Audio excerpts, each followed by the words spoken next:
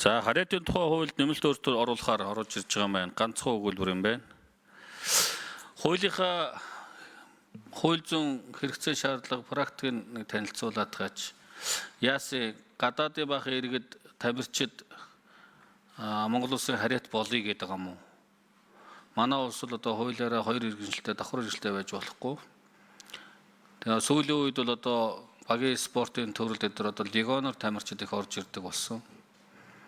За магадгүй Монголын нэрийн өмнөөс бас одоо зарим нэг тамирчид оролцож амжилт гаргадаг болсон. Тэгээ энэ одоо гадаадын тамирчид Монгол улсын иргэн болмоор байна гэсэн хүсэлт ирээд байгаа юм болов уу?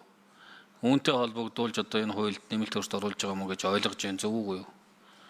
Хэрвээ тэгсэн бол одоо хичнээн гадаадын иргэд одоо энэ спортын төрлөөр тэр дундаа олимпийн төрлөөр спортын төрлөөр одоо амжилт гаргаж байгаа тамирчид Монголын иргэн болъё гэж хүсэлтээ өгöd байгаа юм. Энэ дээр нэг хариулт өгөөд гэж.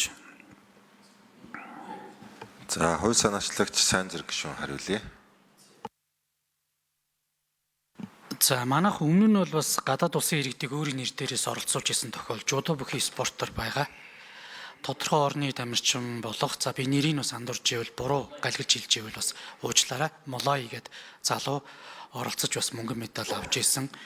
За дээрэс нь бас өвлийн спортын төрөл болох хоккей спортын төрлөөр бас нэр бүхий гадаадын иргэн бас Монгол улсын иргэн болж олон улсын тэмцээнд оролцож байгаа практик бол байж байгаа.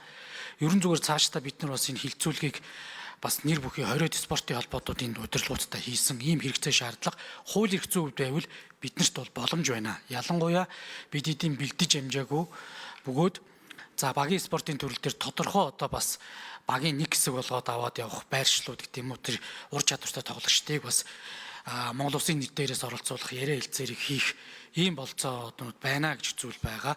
Тийм учраас бас энэ спортыг дэмжиж илүү их одоо багийн спортын төрлүүдийг дэмжихэд энэ одоо хууль эрх зүйн зохицуулт бас чухал байж болохын зөвхөн яг хуу тодорхой мэдээллийг өгөхөд сагсан бөмбөгийн 5 эсрэг 5 байт юм уу хөлбөмбөгийн спорт дээр бол энэ зүйлүүд бол яригдчихэж байгаа зүйлүүд бол байд юм билээ.